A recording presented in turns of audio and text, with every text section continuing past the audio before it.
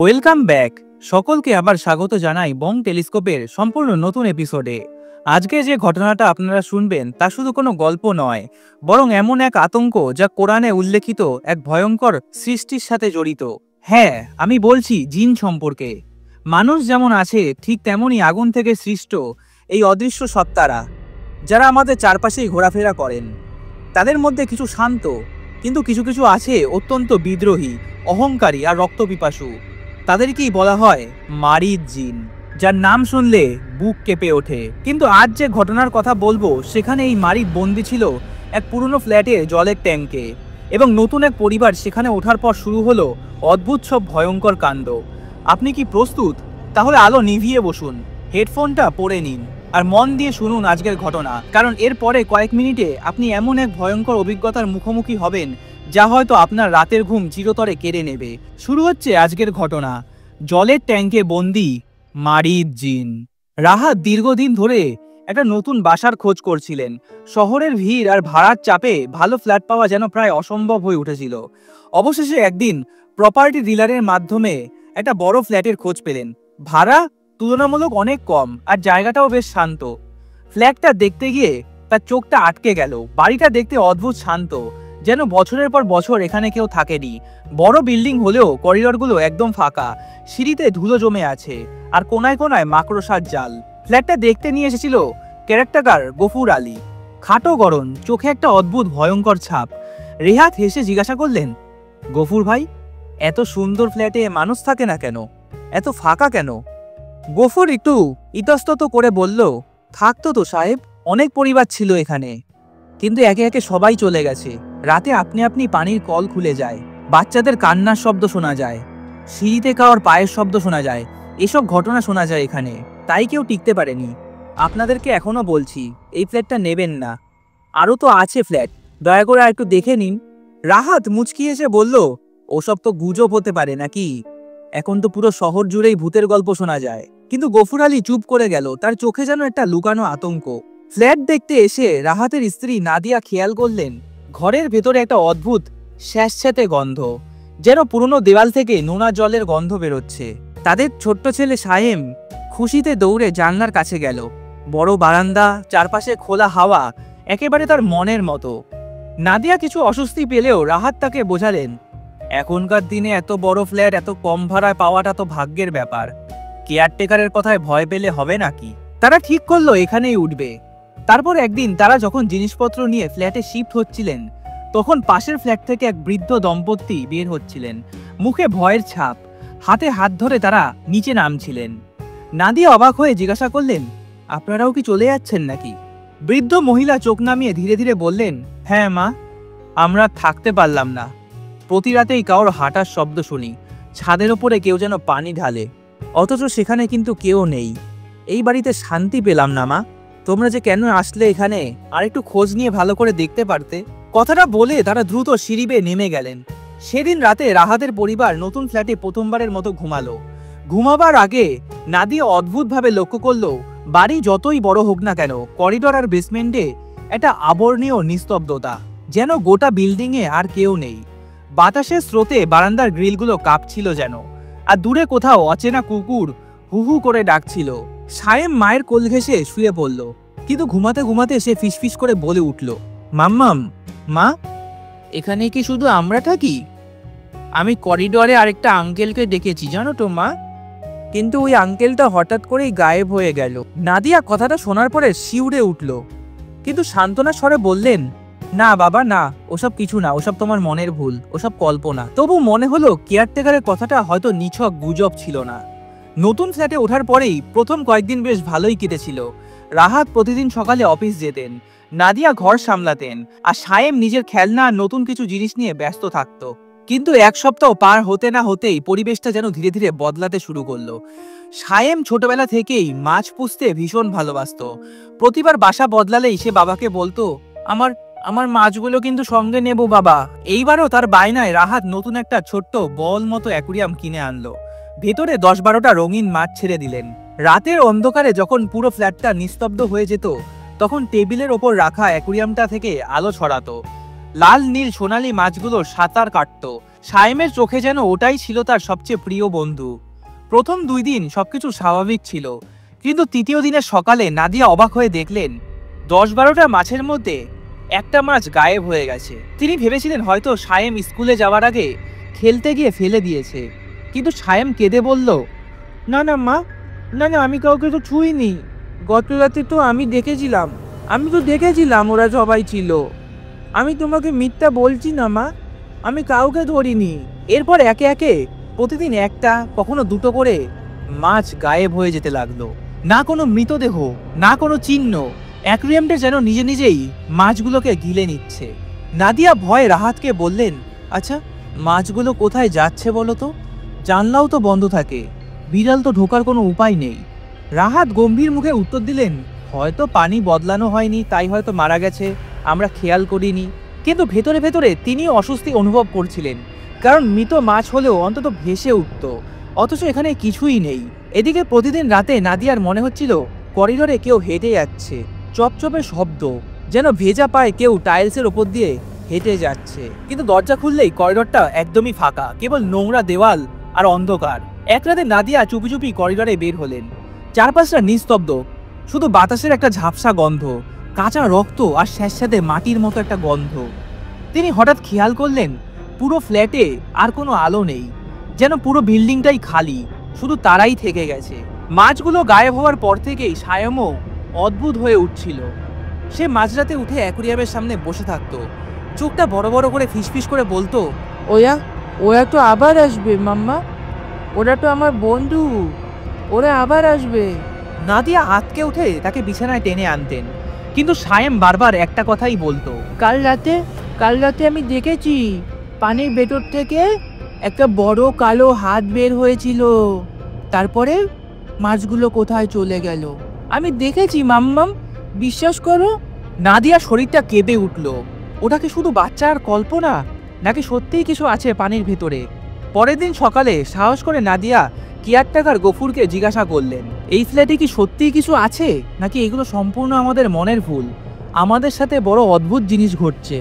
গফুর আলী নিচু গলায় বলল, আমি কিছু বললে তো সাহেব রাগ করবে, কিন্তু শুনেছি এই ফ্ল্যাটের বেসমেন্টে একসময় এক জিনকে বন্দি করা হয়েছিল।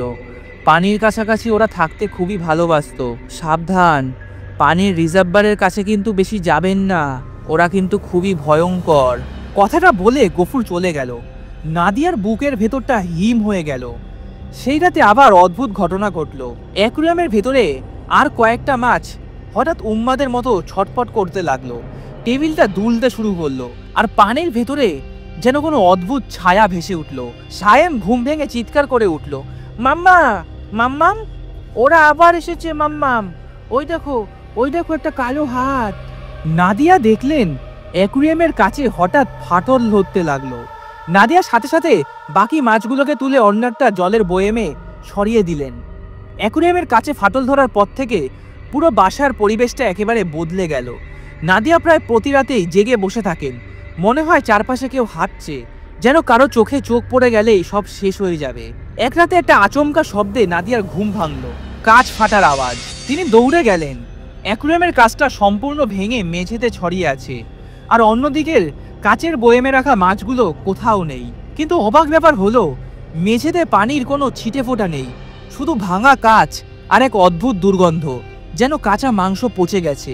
সায়েম ফিসফিস করে বলল, ওরা ওরা তো চলে গেল মাম্মাম, আমার মাছগুলোকেও নিয়ে চলে গেল মাম্মাম। কিন্তু কিন্তু ওই আঙ্কেলটা আবার বলেছে কাল রাতে আবার আসবে। নাদিয়ার বুকটা কেঁপে উঠল। এরপর থেকে ঘরে যেন একটা অদৃশ্য ছায়া ঘুরে বেড়াতে লাগলো। বাতাসটা হঠাৎ করেই ঠান্ডা হয়ে যেত, জানলাটা যেন হাওয়া ছাড়াই কেঁপে উঠত, আর মাঝে মাঝে স্পষ্ট শোনা যেত একটা ফিসফিস করে আরবির মতো শব্দ। এক রাতে নাদিয়া চুপচাপ রান্নাঘরে পানি খেতে গিয়ে দেখলেন সিঙ্কের ওপর হালকা পানি টলমল করছে, আর পানির ভেতর থেকে দুটো লাল লাল চোখ তাকিয়ে আছে তার দিকে। তিনি ভয়ে দৌড়ে শোবার ঘরে গিয়ে দরজা বন্ধ করে দিলেন, কিন্তু পরক্ষণেই শুনলেন দরজার ওপাশে কেউ নখ দিয়ে দরজাটা যেন আঁচড়াচ্ছে। এই সময় থেকেই সায়েম ক্রমেশ বদলাতে শুরু করলো। আগে হাসি খুশি থাকলেও এখন সারাদিন চুপচাপ থাকে, খেলনা নিয়ে খেলার বদলে খালি দেওয়ালের দিকে তাকিয়ে বসে থাকে। একদিন নাদিয়া তাকে জিজ্ঞাসা করলেন, কি হয়েছে সায়েম? সায়েম ঠান্ডা গলায় উত্তর দিল, মাম্মাম, আমার নতুন বন্ধু হয়েছে মাম্মাম, ওই আমাকে নিয়ে যাবে বলেছে। নাদিয়ার গলাটা শুকিয়ে গেল। তিনি চিৎকার করে রাহাতকে ডাকলেন। রাহাত সবকিছু শুনে বিরক্ত হয়ে বললেন, আহ, এসব তোমার কল্পনা। নতুন ফ্ল্যাট, নতুন জায়গা, তুমি ভয় পাচ্ছ। আর সায়েম তো বাচ্চা, ওর মাথায় এসব ভূতের কথা ঢুকিও না তো। নাদিয়া কেঁদে কেঁদে বললেন, তো কল্পনা হলে তো ভালোই হতো, কিন্তু বিশ্বাস করো, আমি নিজের চোখে দেখেছি রান্নাঘরের পানিতে দুটো চোখ ছিল। আর মাছগুলোও বা কোথায় গেল? আরে ধুর, কি না কি দেখেছো। রাহাত রাগ করে একটা সিগারেট ধরালেন, কিন্তু তিনিও ভেতরে ভেতরে ভাবছিলেন যদি সত্যি কিছু থাকে। এক রাতে রাহাত অফিস থেকে ফ্ল্যাটে ফিরছিলেন। ফ্ল্যাটে ঢুকতেই করিডরে একটা অদ্ভুত শব্দ পেলেন। কেউ যেন একটার পর একটা জিনিস মেঝেতে টানতে টানতে নিয়ে যাচ্ছে, আর একটা টুকটুক করে জল পড়ার মতো আওয়াজ। তিনি করিডোরে আলো জ্বালাতেই সবকিছু নিস্তব্ধ হয়ে গেল। শুধু দেওয়ালের এক কোণে হালকা একটা ভেজা দাগ, যেন ওটা পানি নয়, ঘন লাল রঙের কিছুর ছোপ। রাহাত ভয় পেয়ে দ্রুত দরজা বন্ধ করে দিলেন। সেই রাতে প্রথমবারে তিনি স্বীকার করলেন এটা কোনো স্বাভাবিক কিছু নয়। সেদিন রাতে নাদিয়ার ঘুম এলো না। তিনি অর্ধেক জেগে অর্ধেক ঘুমিয়ে এক অদ্ভুত স্বপ্ন দেখলেন। তিনি দেখলেন সায়েম ঘরের এক কোণে দাঁড়িয়ে আছে। তার চোখটা হঠাৎই লালচে হয়ে উঠেছে, আর মুখ থেকে বেরোচ্ছে পানির বুদবুদ মতো শব্দ। সায়েম ধীরে ধীরে বলছে, মাম্মাম, মাম্মাম, জিন আঙ্কেল আমাকে ডাকছে। ওরা পানির নিচে থাকে মাম্মাম, তুমি যদি ওদের না মানো ওরা তোমাকেও নিয়ে যাবে কিন্তু মাম্মাম। নাদিয়া চিৎকার করে উঠে বসলেন, কিন্তু চোখ খুলতেই যা দেখলেন, সায়েম সত্যিই খাটের পাশে দাঁড়িয়ে আছে আর মুখে বিড়বিড় করে একই কথা বলছে। এই ঘটনার পর থেকে ফ্ল্যাটটা প্রতি রাতে যেন একটা অদ্ভুত অভিশাপে ঢাকা থাকতো। নাদিয়া শান্তিতে ঘুমাতেই পারতো না। রাহাত এখন আর অস্বীকার করেন না, কিন্তু কি করবেন সেটাই বোঝেন না। সায়েমের চোখে দিন দিন অদ্ভুত এক শূন্যতা ভর করছে। খেলনা নিয়ে খেলার বদলে সে টিভির সামনে বসে থাকে, খালি চ্যানেল দেখে। টিভির পর্দায় শুধু ঝিঝি শব্দ আর সাদা দাগের লাইন, কিন্তু সায়েম তন্ময় হয়ে তাকিয়ে থাকে। একদিন নাদিয়া কাছে গিয়ে টিভিটা বন্ধ করে দিলেন। সায়েম হঠাৎই চিৎকার করে উঠল, মাম্মাম, চালু করো, শিগগির চালু করো, ওরা আমাকে দেখছে। তার ছোট্ট দুটো হাত দিয়ে এত শক্ত করে নাদিয়ার হাতটা আঁকড়ে ধরলো যেন নাদিয়া টের পেল এটা কোনো প্রাপ্ত বয়স্ক মানুষের হাত। একটি সময়ে সায়েম হঠাৎ করেই নখ দিয়ে মাকে খিমচে দিল। নাদিয়া ভয় পেয়ে টিভি চালিয়ে ওখান থেকে চলে আসে। কিছু বলল না, শুধু বললেন, সায়েম বাবা, আমি চলে যাচ্ছি, ঠিক আছে? তোমার দেখা হয়ে গেলে আমার কাছে চলে এসো। রাহাত সেই দিন রাতে আবারও সিগারেট খেতে বারান্দায় গেলেন। হঠাৎ করিডোরের দিক থেকে আবার সেই টানাটানি শব্দ এলো। কেউ যেন ভারী কিছু মেঝেতে টেনে টেনে নিয়ে যাচ্ছে। তিনি দরজা খুলে তাকাতেই দেখলেন অন্ধকার করিডোরের মাঝখানে একটা লম্বা কালো ছায়া। ছায়াটা প্রায় 6 থেকে 7 ফুট মেঝের দিকে ঝুঁকে কিছু টেনে নিয়ে যাচ্ছে, কিন্তু তার হাতে কিছুই নেই, শুধু টুপটুপ জল পড়ার মতো একটা শব্দ শোনা যাচ্ছে। রাহাত সাহস করে আবার আলো জ্বালালেন। এক ঝলকে সেই ছায়াটা অদৃশ্য হয়ে গেল, কিন্তু মেঝেতে এখনো ভিজে ভিজে দাগ রয়েছে। রাহাত ভাবলেন, ধুর, এসব মনের ভুল, হয়তো ট্রেস যাচ্ছে, নতুন জায়গায় এসেছি, কি না কি হচ্ছে, এসবই আমার মনের ভুল। পরের দিন দুপুরে নাদিয়া রান্না করছিলেন। হঠাৎ রান্নাঘরের কলটা নিজে নিজেই খুলে গেল। সিঙ্ক থেকে পানিটা টলমল করে গড়িয়ে মেঝেতে পড়ল।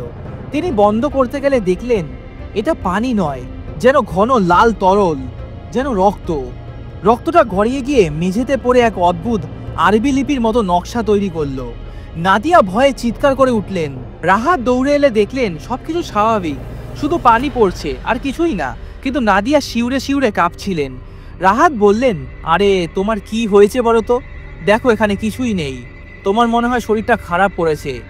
এক কাজ করো, তোমার আজকে কিছু করতে হবে না, তুমি আজকে রেস্ট নাও, আজকে আমি বাইরে থেকে খাবার অর্ডার করে দিচ্ছি। কিন্তু এই ঘটনাটা নাদিয়া কিছুতেই মানতে পারছিল না। সে জানে এটা কোনো তার চোখের ভুল নয়। সন্ধ্যাবেলা সায়েম ঘরে খেলছিল।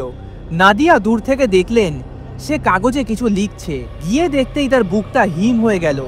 সে লিখছে আরবি অক্ষরের মতো কিছু অদ্ভুত শব্দ চিহ্ন। নাদিয়া জিজ্ঞাসা করলো, কে শিখিয়েছে তোমাকে এগুলো? সায়েম মুখ তুলে ফিসফিস করে বলল, মাম্মা, ওরা শিখিয়েছে আমাকে। ওরা তো পানির ভেতরে থাকে, পানির ভেতর থেকে আমাকে এরকম শব্দ শিখিয়েছে, আমাকে বলেছে এগুলো লিখতে খাতায়। তারপর হঠাৎ করেই সায়েম অদ্ভুতভাবে কাগজটাকে ছিঁড়ে টুকরো টুকরো করে ফেললো। নাদিয়া থ হয়ে গেল, কোনো কথা বলতে পারলেন না। সেদিন রাতে ফ্ল্যাটের মূল দরজাটা ধপধপ করে কাঁপতে লাগলো। কেউ যেন বাইরে থেকে জোরে ধাক্কা মারছে। কয়েক সেকেন্ড পর দরজার নিচ থেকে একটা কালো ধোঁয়ার মতো কুণ্ডুলি ঘরের ভেতরে ছড়িয়ে পড়ল।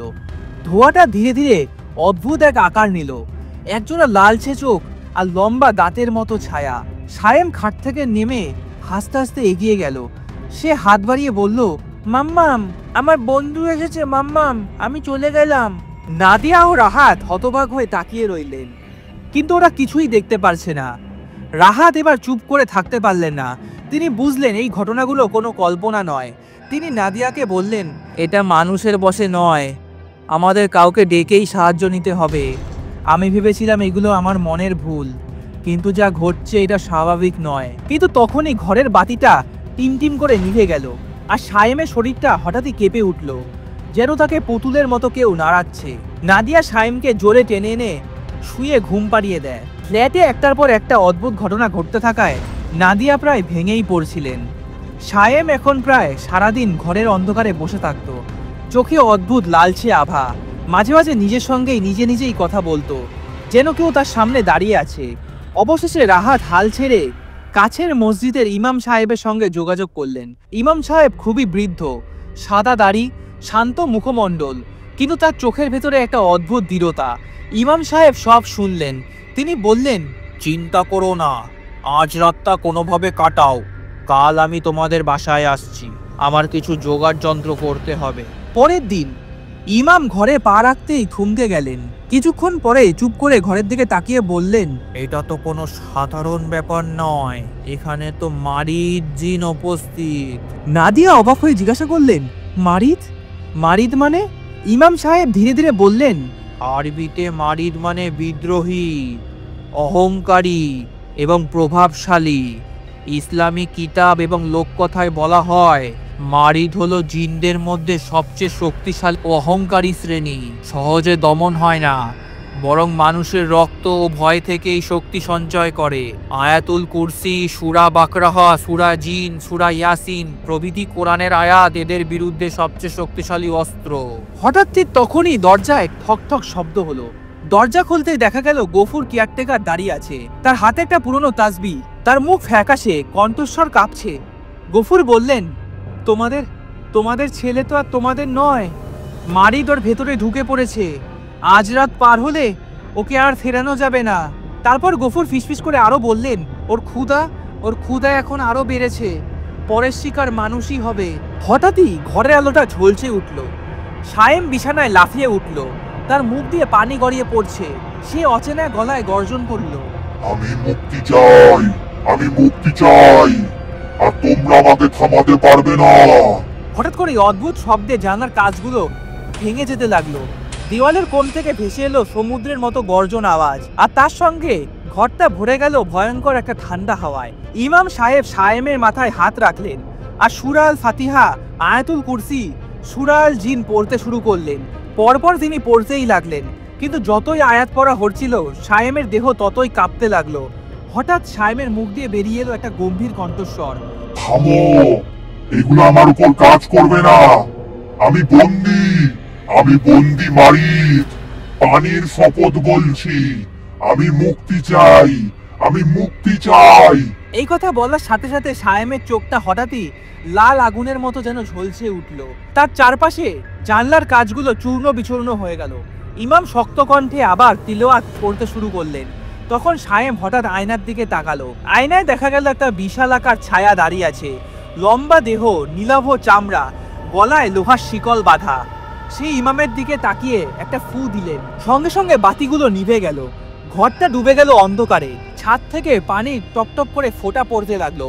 ইমাম চিৎকার করে বলল, আল্লাহর নামে আমি তোমাকে আদেশ দিচ্ছি, তাকে ছেড়ে দাও শিগগিরই, এরা তোমার কোনো ক্ষতি করেনি, আল্লাহর নামে থামো। এই কথাটা বলার পরেই হঠাৎই সায়েমের শরীরটা বিছানা থেকে কিছুটা ওপরে ভেসে উঠল। তার হাত পা ছড়িয়ে গেল, চোখটা উল্টে সাদা হয়ে গেল। নাদিয়া কাঁদতে কাঁদতে ছেলেকে জড়িয়ে ধরতে চাইল, কিন্তু সায়েম হঠাৎই মায়ের দিকে তাকিয়ে গর্জন করে উঠল, আমার রাজ্য নিচে, আজ রাতে তোমরা সবাই আমার সঙ্গে নামবে, কেউ রক্ষা পাবে না, আজকেই আমি মুক্তি হব। বাতাসে ভেসে এলো লবণাক্ত সমুদ্রের গন্ধ, আর একসাথে হাজার মানুষের ফিসফিস, ডুবে যাও, ডুবে যাও, ডুবে যাও। ইমাম তাসবিহ হাতে নিয়ে আবার কড়া কণ্ঠে আয়াতুল কুরসি পড়তে শুরু করলেন, কিন্তু স্পষ্ট বোঝা যাচ্ছিল এই মারিদ সাধারণ জিন নয়, তাকে তাড়াতে গেলে ভয়ঙ্কর আরো কিছু ঘটবে।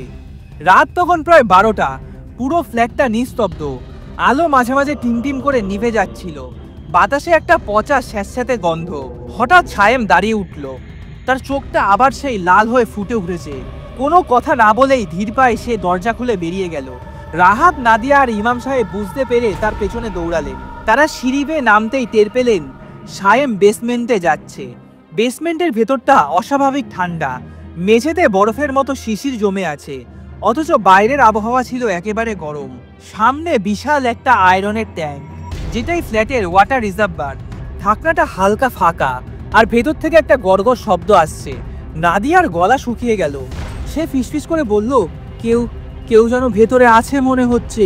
ভেতর থেকে একটা ফিসফিসানি শব্দ ভেসে এলো। আমি মুক্তি চাই, আমি মুক্তি চাই।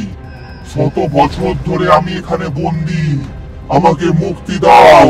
হঠাৎই ছোট্ট সায়েম ঢাকনার কাছে এগিয়ে হাতটা রাখতেই ঢাকনাটা যেন নিজে থেকেই খুলে গেল। ট্যাঙ্কের ভেতরের পানিটা একেবারে ঘূর্ণিঝড়ের মতো ঘুরতে শুরু করলো। ভেতর থেকে উঠে এলো একটা কালচে নীল ধোঁয়া, আর সেই ধোঁয়াটা ধীরে ধীরে রূপ নিল একটা বিশাল দানবীয় আকৃতিতে। সেই হলো মারিদ জিন, যিনি এই জলের রিজার্ভার ট্যাঙ্কের ভেতরেই থাকতো। তার চোখে একটা রক্তলাল আভা। তিনি গম্ভীর গর্জে গর্জন করে উঠলেন, আমি মারিদ, আমি আগুনের সন্তান। আমাকে বন্দি করা হয়েছিল এই রিজার্ভারে। এই শিশুই আমার মুক্তির চাবি। আজ আমি মুক্তি হব। মুহূর্তে সায়েমের শরীর কাঁপতে লাগলো। তার গলা দিয়ে বের হলো এক অচেনা ভারী কণ্ঠস্বর, মাম্মাম, মাম্মাম, আমাকে ছেড়ে দাও মাম্মাম, আমি যাচ্ছি, আমি যাচ্ছি মাম্মাম, জিন আঙ্কেল আমাকে নিতে এসেছে, আমি যাচ্ছি কিন্তু মাম্মাম। সায়েম হঠাৎ কাঁপতে কাঁপতে মাটিতে লুটিয়ে পড়ল। তার নাক মুখ দিয়ে হঠাৎই লাল রক্ত গড়িয়ে পড়ে ট্যাঙ্কের ভেতরে। রক্ত পড়তেই ট্যাঙ্কের পানিটা হঠাৎই লাল হয়ে উঠল, যেন ফুটন্ত আগুন। মারিদ জোরে হাহাকার করে উঠল, না, এ রক্ত আমাকে বেঁধে ফেলছে। আমি মুক্তি চাই, কিন্তু এর রক্তের ফোঁটা আমার সাথে একে বেঁধে ফেলছে। একে এখনই সরাও, আমি মুক্তি হতে পারবো না না হলে। সাথে সাথে ইমাম সাহেব জোর গলায় আয়াতুল কুরসি পড়তে লাগলেন। তার কণ্ঠ বেসমেন্টে প্রতিধ্বনির মতো ছড়িয়ে পড়ল। মুহূর্তেই ট্যাঙ্কের পানিটি ফুটতে শুরু করলো। মারিদের শরীরটা যেন টুকরো টুকরো হয়ে ধোয়ার মতো মিশতে লাগলো। কিন্তু শেষ মুহূর্তে সে চিৎকার করে রাহাতকে দেওয়ালে ছুঁড়ে ফেললো, আর নাদিয়া মাটিতে লুটিয়ে পড়লেন। শুধু ইমামের কণ্ঠ থামলো না, তিনি আরো জোরে জোরে তিলাওয়াত করতে লাগলেন। শেষে একটা বিকট বিস্ফোরণের মতো শব্দ হলো, ট্যাঙ্কটা কেঁপে উঠলো, আর ভেতরকার পানি এক ঝটকায় সেই রিজার্ভার থেকে উবে এলো। পুরো বেসমেন্টটা ঘন ধোঁয়ায় ঢেকে গেল। ধোঁয়ার মধ্যে মারিদের রক্তলাল চোখ শেষবারের মতো জ্বলে উঠল, তারপর আস্তে আস্তে নিভে গেল। চারিদিকে সব আবার নিস্তব্ধ, শুধু শুকনো ট্যাঙ্ক আর মেঝেতে অচেতন ছায়েম। ভোর হলো। ভোরবেলা দেখা গেল বেসমেন্টের ট্যাঙ্কটা একেবারে শুকিয়ে ফেটে গেছে, যেন কখনোই সেখানে কোনো পানি ছিল না। ইমাম নিঃশ্বাস ফেলে বললেন, মারিদ আপাতত বন্দী হয়েছে, কিন্তু তার ক্ষুধা শেষ হবে না। এই বাড়ি ছেড়ে আজই চলে যাও, এখনই চলে যাও। পরিবারটি আর বেশি দেরি না করে সায়েমকে সাথে নিয়ে ভাঙা মনে বাসা ছেড়ে চলে যায়। পরিবারটি চলে যাওয়ার পর বেশ কিছুদিন কেটে গেছে। ফ্ল্যাটে আপাতত কোনো ভাড়া আসেনি। কয়েকদিন পর কেয়ারটেকার গফুর আলী বেসমেন্টে ঢুকলো ট্যাঙ্কটা পরিষ্কার করতে। হঠাৎই ট্যাঙ্কের ফাঁকা গভীর থেকে একটা ঠান্ডা কুয়াশা বের হতে লাগলো। সে চমকে উঠল। কুয়াশার ভেতর থেকে একটা মৃদু শব্দ শোনা গেল, আমি ফিরে আসব, আমি আবার ফিরে আসব, আমার মুক্তি হবে। এটিই ছিল আজকের একটি ভয়ঙ্কর সত্য ঘটনা। একটি পুরনো ফ্ল্যাটের জলের ট্যাঙ্কে বন্দী ছিল এক অতল অন্ধকারের মারিদ জিন। কে জানে, এমন কোনো ট্যাঙ্ক হয়তো আপনাদের আশেপাশেও লুকিয়ে আছে, যার ভেতরে ঘুমিয়ে আছে আরও কোনো অদেখা আতঙ্ক। যদি ঘটনাটা আপনাদের ভালো লেগে থাকে তাহলে অবশ্যই ভিডিওটাকে লাইক দিন, আর কমেন্ট করে জানিয়ে দিন আপনার ফ্ল্যাটে বা আপনার বাড়িতে কখনো কি এরকম অদ্ভুত অভিজ্ঞতা হয়েছে। ভিডিওটা শেয়ার করুন আপনার বন্ধু বান্ধব আর পরিবারের সাথে, যেন তারাও জানতে পারে জলের গভীরে কি ভয়ঙ্কর রহস্য লুকিয়ে থাকতে পারে। আর হ্যাঁ, বং টেলিস্কোপ চ্যানেলটাকে সাবস্ক্রাইব করতে একদমই ভুলবেন না, কারণ সামনে আসছে আরো ভয়ঙ্কর, আরো শিউরে ওঠার মতো সত্যি ঘটনা, যা হয়তো আপনাদের রাতের ঘুম কেড়ে নেবে চিরদিনের জন্য। আর আপনাদের কাছেও যদি এরকম কোনো ঘটনা থাকে রিয়েল লাইফ প্যারানর্মাল এক্সপিরিয়েন্স বা কোনো হরর স্টোরি যেটা আপনাদের আত্মীয় স্বজন বা বন্ধু বান্ধবের কাছে শোনা বা আপনার নিজের সাথে ঘটা কোনো ভৌতিক ঘটনা যদি থাকে, তাহলে অবশ্যই আমাদেরকে মেল করে পাঠিয়ে দিন। ভালো থাকবেন এবং সুস্থ থাকবেন। দেখা হবে খুব শীঘ্রই।